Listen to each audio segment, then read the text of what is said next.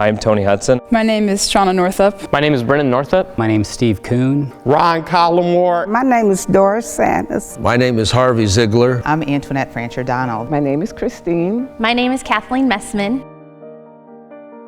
My dad is an alcoholic, and some days I would get my dad and other days I would get my father.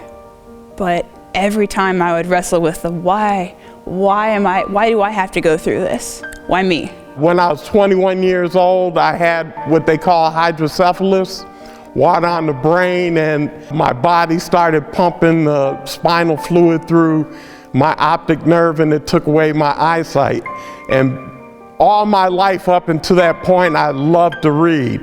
It was 1969 in Vietnam, and all of a sudden, the rockets started coming in, and all of a sudden, this building's blown up, and that one's blown up.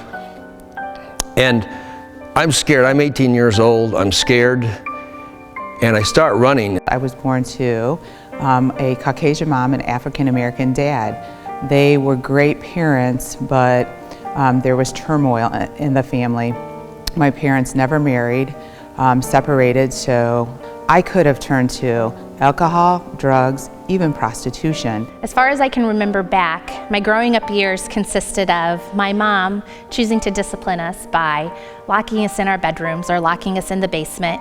And through years of verbal abuse and physical abuse, it manifested itself into sexual abuse for almost 6 years of my life growing up.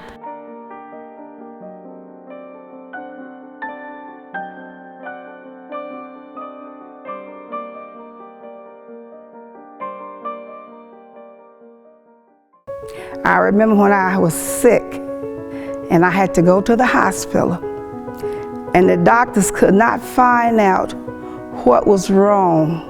So what I did, I started praying, and I was talking to the Lord. And one night I had a vision. It's like something came to me, and he was talking to me and telling me, "Don't worry, you're going to be fine." Just that quick, the verse came to me that Paul said that to live is Christ and to die is gain.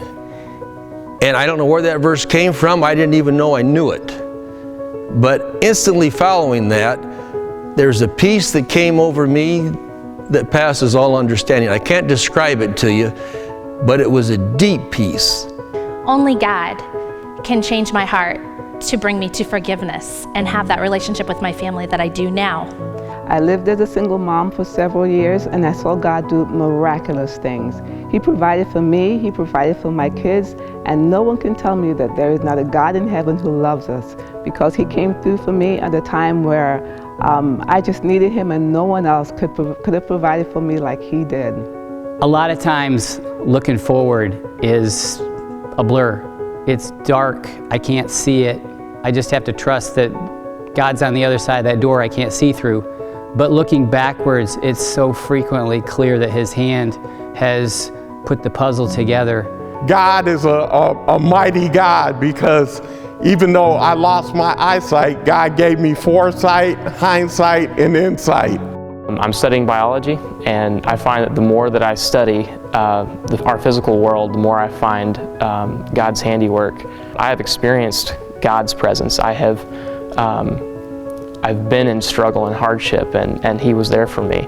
In those moments when I thought that it couldn't get any worse, I would always feel God's touch. He would say, "Antoinette, hold on, I'm there with you. I need you to stay and believe in me." I am the executive director of Blue Jacket as well as a fellowshipper. This organization, against all odds, would not have survived had we not relied upon the provision of God. And there are too many miraculous stories of where He showed up when we kind of raised our hands about a year ago and asked, "Lord, what do we need to do to continue this mission?" And He found a path for us to be able to take. Every time I wrestled with that, there was always this piece of, "Don't worry, I'm doing something. You might not know it yet, but that's okay. I have a plan for this. Even though the path may be rocky and hard to traverse, I know that whatever's at the end is better than anything I could have ever imagined. After all of this in my journey, no one could ever tell me that God is not a God who brings forgiveness in our hearts, who restores those places in our hearts that have been full of pain, and brings about a redemption that only Jesus can do. No matter what you say, you cannot argue with me that God is not real. I have felt His love and seen enough to be able to prove you wrong. How do I know God is real? I know God is real because God is powerful. What God says, God does. No matter what anybody says about God, I know that my God is real. There's no way I'm walking away from it. I am convinced that my God has made me. He has a present for me. He has a future for me, and I'm not walking away. I have seen so many convincing proofs. Don't ever tell me there isn't a God. I totally believe it.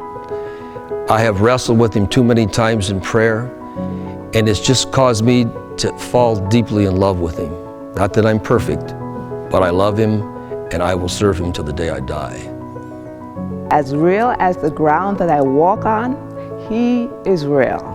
No one can tell me otherwise. I've seen Him do too much in my life to doubt His existence and to doubt that He loves me.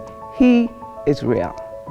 I believe in the Lord, and no one can tell me nothing different because I know He is a true God.